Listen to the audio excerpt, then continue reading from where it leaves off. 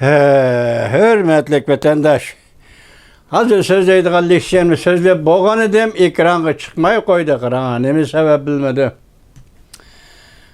Halimni tolu eytidiğen boldum, sizler keçirinlar meni. Bugünkü islağa 2024 yıl 5. ayının 16. günü heptige Perşembe vatandaş. 16. günü ettigende Moskvadan uçkan aeroplan, yani ettigende digendek keşte. Ettigende digendek Beijing aeroportu kelip kondu vatandaş. Rusya Federasyası'nın prezidenti Vladimir Putin Beijing'de dağdığılı karşı elindi. Biroq bir oxşamaydigan bir tarafı nima desiniz, aeroplanga chiqib, aeroplandan tushganda qarshi oladigan kishi Memleketlik Ayollar Birleşmesi'nin reisi ekan. Ben bu yerda ayollarning o'rnini tushirmoqchi emas. Biroq bu ayollarning darajasi bir ommaviy tashkilotning darajasi. Ayollar jamiyati degan bu ommaviy tashkilot, mamlakat bo'yicha Jungo'niki. Aşağı ayol kishi reisi bo'lgan kishi bo'lsa, shunchalik amal bilan bo'lsin-mu, aeroplandan oldiga chiqib, prezident Vladimir Putinni qarshi oldi. Qarshi olish dag'dug'uliq, o tarafda askeriy qism, harbiy qism, taraf-tarafga bir-biriga kiralishib ketgan qizil gilam, shu sifatda qarshi oldi. Endi uni qo'yib turaylik. Shuningdek, hozir bugun kattiganda yetib kelgan bir xabarda Rais Xi Jinping xalq sarayida Prezident Vladimir Putinni qarshi olibdi. Lozunkaga yozilgan shuar yoki bu qatimqi ikki davlat rahbarining uchrashishi, ko'rishishi deyilibdiki, Rossiya-Jungo madaniyat yili va Rossiya-Jungo diplomatik munosabat o'rnatganligining 75 yilligini xotirlash muzika kechisi. Şu mavzularni qo'yibdi. Qisqagina so'zildi, Rais Xi Jinping tushib ketdi. Ya yana da oltadi sapada. Prezident Vladimir Putinga kelganda men xato ko'rib qoldimmi, qandaqmi shu torbetdi vatandaş? Yarishar nazar degan torbetida keldi. Tayvanning bu torbetimi? Keldi. Prezident Vladimir Putin ko'ziga yosh olganda ko'rindi mening ko'zimga vatandaş.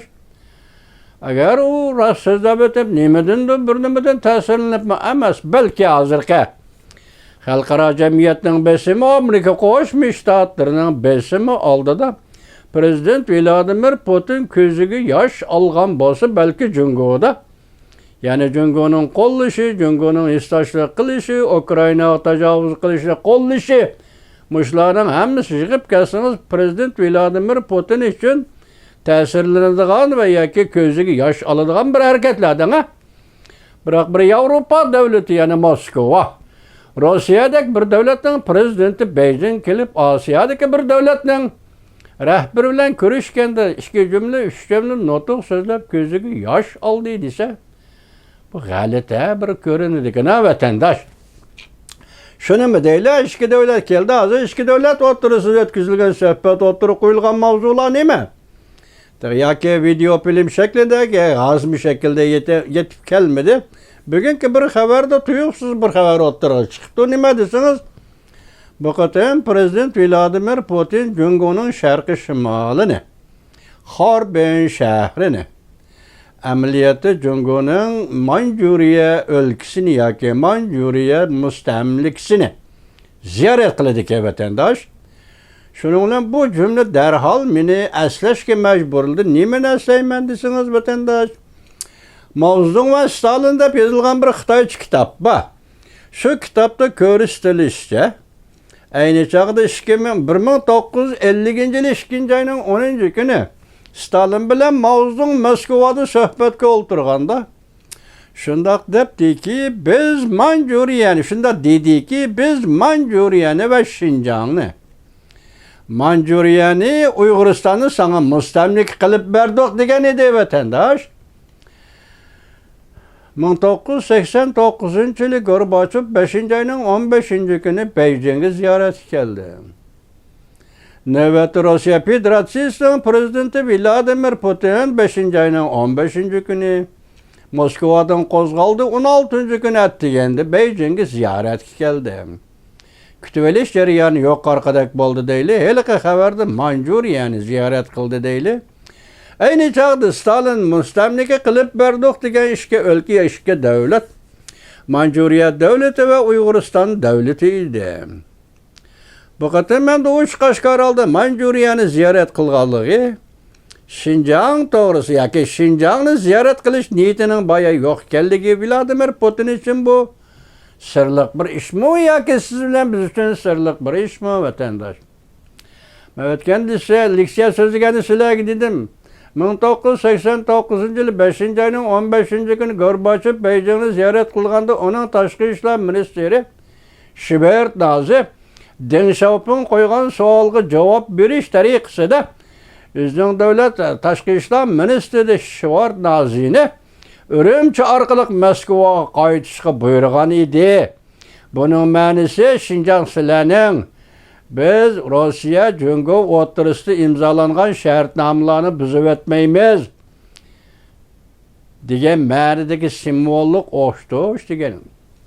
Şu vaqtlarda, şu 5-oyda 1989-yil 5-oyda Rossiya haqiqatan tuzilgan tarixdagi shartnomalarni bekor qilishga boshladi. Birinchi bo'lib bekor qilgani Dimitrov-Molotov shartnomasi, ya'ni Germaniya Hitlerning tashqi ishlar ministri Dimitrov, anda Rossiya Stalinning tashqi ishlar ministri Molotov o'rtasida 1939-yil imzolangan shartnomani bekor qildik. Bu shartnoma Stalinning shaxsiy ishi dedi.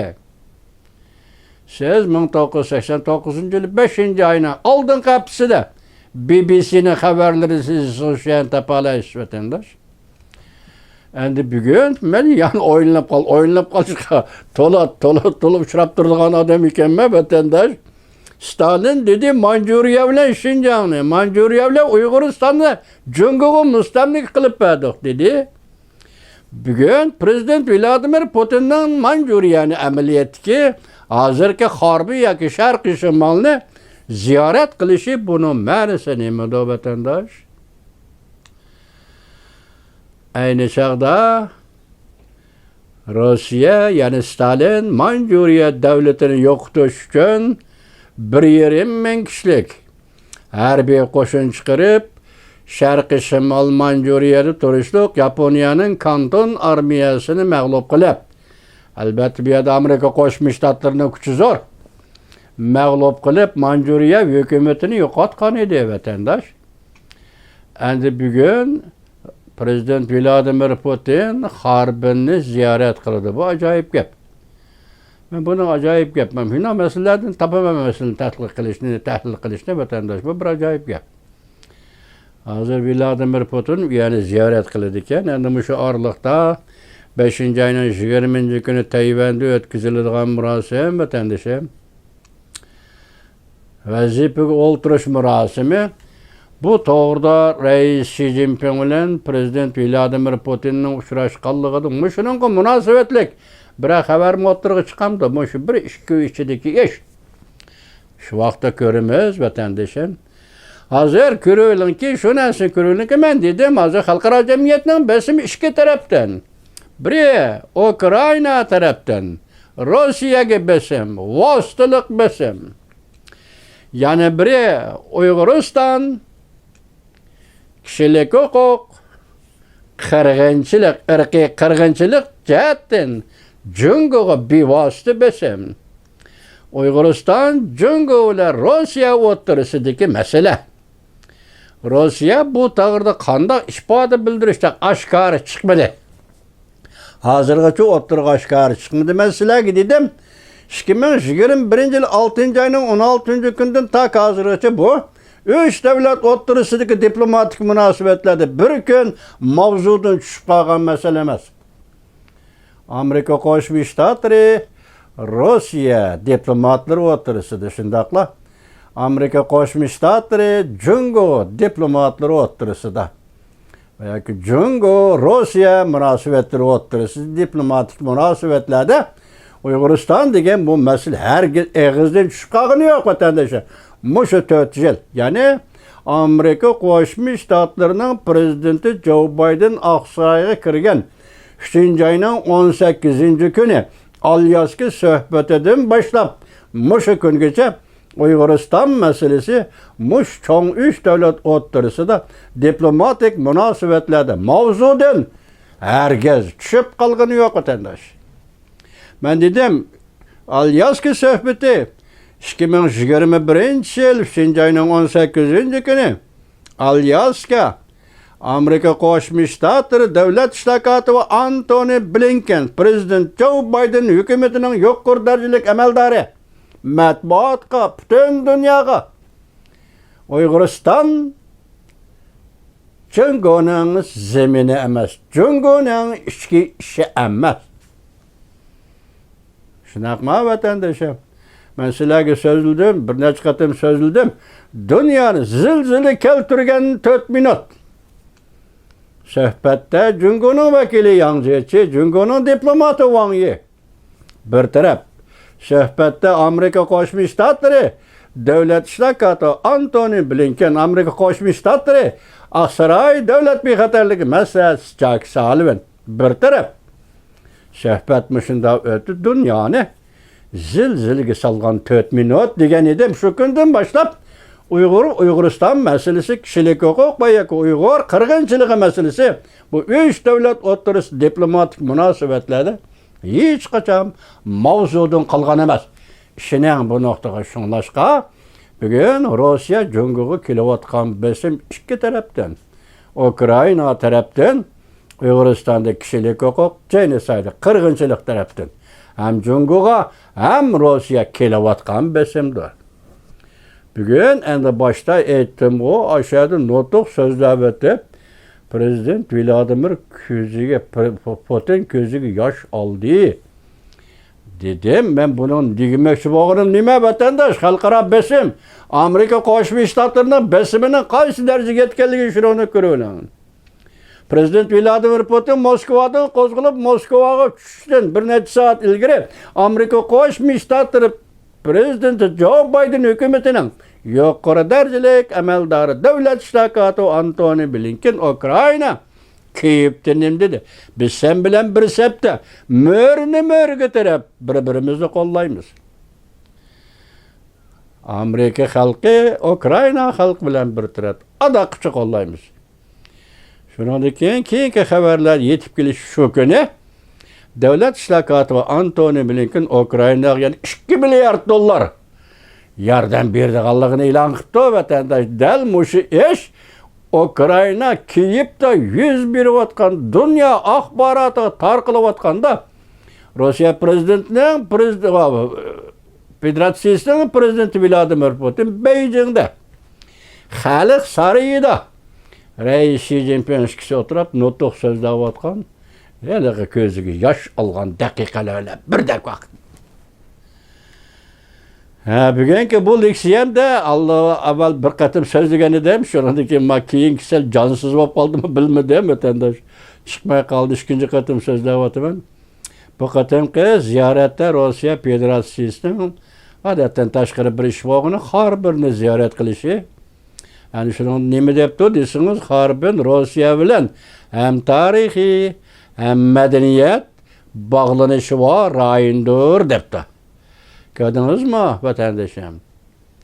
Tarihi bağlanışı var, hem medeniyet bağlanışı var, bir rayındır depti. Emniyetime sizge ettim, Stalin aynı çağda Manchuriyani ve Şinjan'ı emniyetki Uyg'uristan'ı Jungoga mustamlika qilib berdik degan tarix. Ama endi hozircha nima mavzular ostida suhbat o'tkazdi Reis Xi Jinping bilan Prezident Vladimir Putin o'taqa yoki video film yoki yozma shaklda kelmadi. Bu ertagacha yetib keladi vatandoshlar. Biz sizlarga vaqtida yetkazamiz. Hurmatli vatandoshlar. Bugun men hayron qolganim bu nima Xarbinni ziyorat qildi.